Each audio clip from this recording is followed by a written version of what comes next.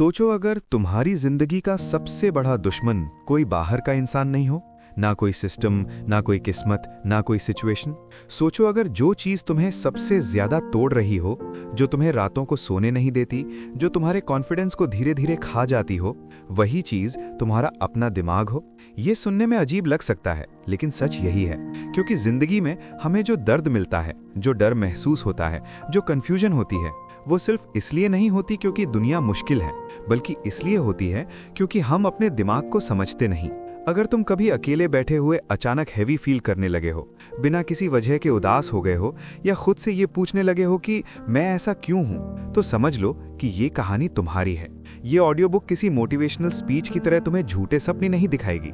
ये तुम्हें वो सच दिखाएगी जो अक्सर हम देखना नहीं चाहते, क्योंकि वो सच हमारे ही अंदर छुपा होता है। हम सब अपनी जिंदगी में एक चीज ढूंढते हैं, शांति, लेकिन हम उसे बाहर ढूंढते रहते हैं, कभी पैसों में, कभी रिलेशनशिप में, कभी सक्सेस में, कभी दूसरों की अप्रूवल में। लेकिन साइकोलॉजी और ह्यूमन नेचर का एक कड़वा सच ये है कि जब तक तुम्हारा दिमाग शांत नहीं है, तब तक दुनिया की कोई भी चीज तुम्हें पूरी तरह खुश नहीं कर सकती। तुम मिलियंस जीत जाओ, तुम परफेक्ट रिलेशनशिप में आ जाओ, फिर भी तुम्हें कुछ ना कुछ कमी महसूस होती रहेगी, क्योंकि कमी बाहर नहीं, अंदर होती है। इंसान का दिमाग एक कहानी सुनाने वाली मशीन है। ये हर सिचुएशन को एक मीनिंग देता है। अगर तुम फेल होते हो, दिमाग कहता है तुम नालायक हो। अगर कोई तुम्हें इग्नोर करता है, दिमाग कहता है तुम इम्पोर्टेंट नहीं हो। अगर कोई तुमसे आगे निकल जाता है, दिमाग कहता है तुम पीछे रह गए। और सबसे खतरनाक बात यह है कि हम इस कहानी पर बिना सवाल किए यकीन कर लेते हैं। हम ये नहीं पूछते कि क्या ये सच है, हम बस मान लेते हैं, और धीरे धीरे ये कहानी हमारी पहचान बन जाती है। सोचो एक बच्चा जो छोटी उम्र से ही क्रिटिसिज्म सुनता आया हो, उसे बार बार बताया गया हो कि तुमसे बेहतर लोग हैं, तुम स्लो हो, तुम गलती करते हो। वो बच्चा बड़ा हो जाता है, लेकिन उसके दिमाग में एक आवाज रह जाती है, तुम काफी नहीं हो।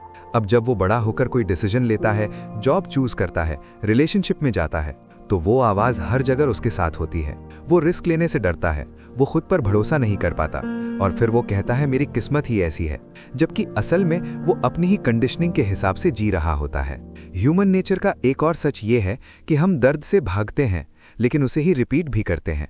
जो चीज फेमिलियर होती है, दिमाग उसे सेफ समझता है। इसलिए कई लोग बार बार गलत लोगों से प्यार करते हैं। इसलिए कई लोग सक्सेस के करीब जाकर खुद ही पीछे हट जाते हैं। इसलिए कई लोग एक ही गलती को बार बार दोहराते हैं, क्योंकि उनका दिमाग कहता है ये दर्द पहले भी झेला है, इसका मतलब ये जाना पहचाना है, और जाना पहचाना दिमाग के लिए सेफ होता है। तुमने कभी नोटिस किया होगा कि तुम अपने साथ कितने सख्त हो। तुम जो गलती किसी और की माफ कर देते हो, वही गलती खुद की कभी माफ नहीं करते। तुम अपनी सक्सेस को लक कह देते हो और अपनी फेलियर को अपनी औकात। ये सेल्फ जजमेंट भी ह्यूमन नेचर का ही हिस्सा है, क्योंकि हम एक ऐसी सोसाइटी में बड़े हुए हैं जहां कंपैरिजन नॉर्मल है। बचपन से ही हमें सिखाया जाता है वो देखो वो तुमसे आगे है, और इसी कंपैरिजन ने हमारे दिमाग में एक रेस चला दी जो कभी खत्म नहीं होती। साइकोलॉजी ये बताती है कि हम रियलिटी को नहीं जीते, हम इंटरप्रिटेशन को जीते हैं। एक ही सिचुएशन दो लोगों के लिए बिल्कुल अलग एक्सपीरियंस बन सकती है। किसी के लिए फेलियर सीख होती है, किसी के लिए सजा, किसी के लिए रिजेक्शन रीडायरेक्शन होता है, किसी के लिए प्रूफ कि वो काफी नहीं है। डिफरेंस सिचुएशन का नहीं होता, डिफरेंस दिमाग के लेंस का होता है। यहीं से अवेयरनेस का कॉन्सेप्ट आता है। जब तुम पहली बार अपनी सोच को ऑब्जर्व करना शुरू करते हो, तब तुम उसके कंट्रोल से बाहर आना शुरू करते हो। तुम ये समझने लगते हो कि हर थॉट सच नहीं होता, हर इमोशन तुम्हारा मास्टर नहीं होता। गुस्सा आता है, लेकिन तुम गुस्सा नहीं हो। डर आता है, लेकिन तुम डर नहीं हो। तुम वो हो जो इन सबको देख रहा है। और ये छोटी सी अंडरस्टैंडिंग पूरी जिंदगी का रुख बदल सकती है। ये पहला हिस्सा तुम्हें सिर्फ एक चीज सिखाता है, तुम खराब नहीं हो, तुम तो बस कंडीशनड हो। जो भी तुम महसूस कर रहे हो वो तुम्हारी कमजोरी का प्रूफ नहीं, बल्कि तुम्हारी ह्यूमन नेचर का हिस्सा है। लेकिन जब तक तुम इस नेचर को समझते नहीं, तब तक तुम उसके कंट्रोल में रहते हो। और जैसे ही तुम समझने लगते हो, धीरे धीरे कंट्रोल तुम्हारे हाथ में आने लगता है। अभी तुमने सिर्फ शुरुआत की है, अभी तुमने अपने दिमाग के दरवाजे पर दस्तक दी है। अंदर और भी गहरे सच छुपे हुए हैं, तुम्हारे इमोशंस, तुम्हारी नीड्स, तुम्हारी आदतें, तुम्हारी असल पावर। ये सफर आसान नहीं होगा, लेकिन ये सच होगा, और इसी सच में तुम्हारी असली आजादी छुपी हुई है। और जैसे ही तुम्हें सफर में थोड़ा आगे बढ़ते हो, तुम्हें एक और सच दिखाई देने लगता है। तुम जो भी हो वो सिर्फ तुम्हारी सोच का नतीजा नहीं, बल्कि तुम्हारी आदतों का भी नतीजा है। दिमाग सिर्फ सोचता ही नहीं, वो सीखता भी है, हर दिन हर पल।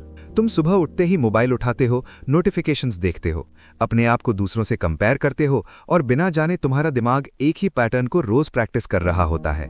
धीरे धीरे ये पैटर्न तुम्हारी नॉर्मल लाइफ बन जाता है। फिर तुम कहते हो मुझे चैन क्यों नहीं मिलता, जबकि असल में तुम्हारा दिमाग चैन में रहना भूल ही चुका होता है।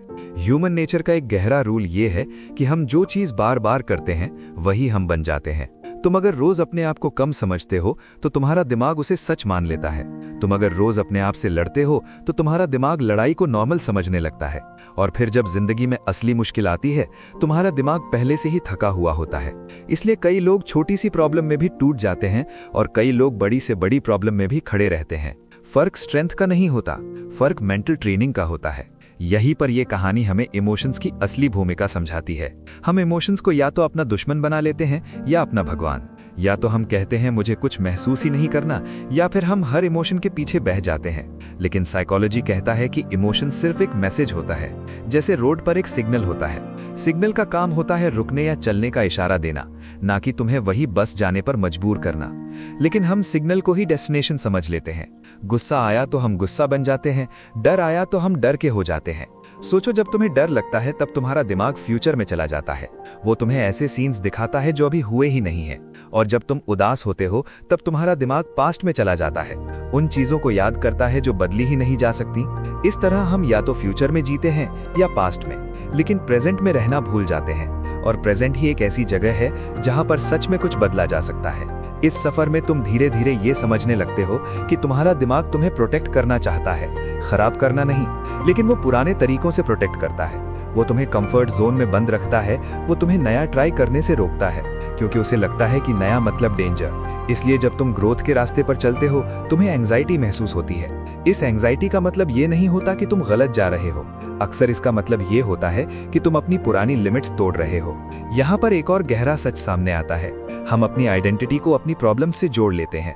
तुम कहते हो मैं एंग्शियस हूँ, मैं गुस्से वाला हूँ, मैं वीक हूँ। लेकिन जब तुम अपनी प्रॉब्लम को अपनी पहचान बना लेते हो तब तुम उसे अलग होने का रास्ता बंद कर देते हो। साइकोलॉजी कहता है तुम एंग्शियस फील कर रहे हो, तुम एंग्जाइटी नहीं हो। तुम गुस्सा महसूस कर रहे हो, तुम गुस्सा नहीं हो। ये छोटा सा फर्क तुम्हें विक्टिम से ऑब्जर्वर बना देता है, और ऑब्जर्वर के पास हमेशा चॉइस होती है। जैसे जैसे तुम अपनी सोच को देखना सीखते हो तुम्हारे रिलेशनशिप्स भी बदलने लगते हैं। तुम दूसरों से रिएक्शन के बजाय रिस्पॉन्स देने लगते हो। तुम समझने लगते हो कि सामने वाला भी अपनी ही कंडीशनिंग के हिसाब से रिएक्ट कर रहा है। इसका मतलब ये नहीं कि तुम सब कुछ टॉलरेट करो। इसका मतलब ये है कि तुम चीजों को पर्सनल लेना छोड़ देते हो। तुम्हारा गुस्सा कम होता है, तुम्हारी क्लैरिटी बढ़ती है। इस कहानी का एक सबसे इंपॉर्टेंट हिस्सा सेल्फ वर्थ का है। ज्यादातर लोग अपनी वैल्यू बाहर ढूंढते हैं। कोई तुम्हें प्यार करे तब तुम वैल्यूएबल हो, कोई तुम्हारी तारीफ करे तब तुम इंपॉर्टेंट हो। लेकिन ये वैल्यू कभी स्टेबल नहीं होती।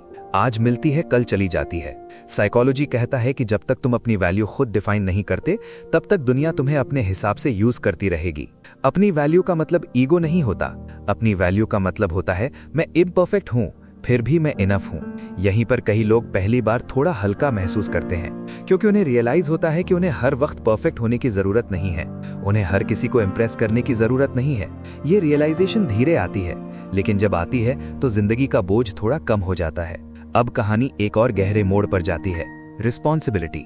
ये शब्द सुनते ही कई लोग पीछे हट जाते हैं, क्योंकि रिस्पॉन्सिबिलिटी का मतलब होता है ब्लेम लेना। लेकिन साइकोलॉजी में रिस्पॉन्सिबिलिटी का मतलब होता है पावर लेना। तुम जो महसूस कर रहे हो वो शायद तुम्हारी गलती नहीं है, लेकिन उसके साथ तुम क्या करते हो वो तुम्हारी जिम्मेदारी है।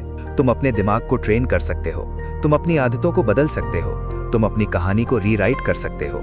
इस सफर में तुम गिरते भी हो, तुम फिर से पुराने पैटर्न में चले जाते हो, तुम फिर से ओवरथिंक करते हो, फिर से कंपेयर करते हो। लेकिन अब फर्क ये होता है कि तुम अवेयर होते हो। तुम खुद को मारते नहीं, तुम खुद को समझाते हो। तुम कहते हो हाँ मैं फिर वही कर रहा हूँ, लेकिन मैं सीख रहा हूँ। ये कंपैशन तुम्हें स्ट्रांग बनाती है, वीक नहीं। और धीरे धीरे बिना किसी ड्रामेटिक मोमेंट के जिंदगी थोड़ी बदलने लगती है। तुम्हारे थॉट्स कम लाउड हो जाते हैं, तुम्हारा गुस्सा जल्दी शांत हो जाता है, तुम्हारा डर तुम्हें कंट्रोल नहीं करता। तुम अभी भी ह्यूमन हो, तुम अभी भी महसूस करते हो, लेकिन तुम उन इमोशंस के स्लेव नहीं रहते। ये सफर तुम्हें एक गहरे सच तक ले जाता है। तुम्हारी जिंदगी तुम्हारी सोच से बनती है, लेकिन तुम्हारी सोच तुम बदल सकते हो। ये एक दिन का काम नहीं है, ये रोज का प्रैक्टिस है। रोज थोड़ा सा रुकना, अपनी सोच को देखना, अपने इमोशन को नाम देना। ये छोटी छोटी चीजें धीरे धीरे तुम्हारी मेंटल स्ट्रेंथ बना देती हैं। अभी कहानी खत्म नहीं हुई है, अभी तो ये और गहरी होने वाली है। अब हम बात करेंगे उन लाइफ लेसन्स की जो सिर्फ समझने के लिए नहीं, जीने के लिए होते हैं। वो लेसन्स जो तुम्हें तुम्हारे दिमाग से लड़ना नहीं, उसे समझना सिखाएंगे। वो लेसन्स जो तुम्हें तुम्हारी असली पावर का एहसास करवाएंगे। ये सफर अब क्लाइमैक्स की तरफ बढ़ रहा है, और जो सच वहां सामने आएगा शायद वो तुम्हें हिला दे, लेकिन वही सच तुम्हें आजाद भी करेगा। और जैसे जैसे ये सफर आगे बढ़ता है, कहानी अब सिर्फ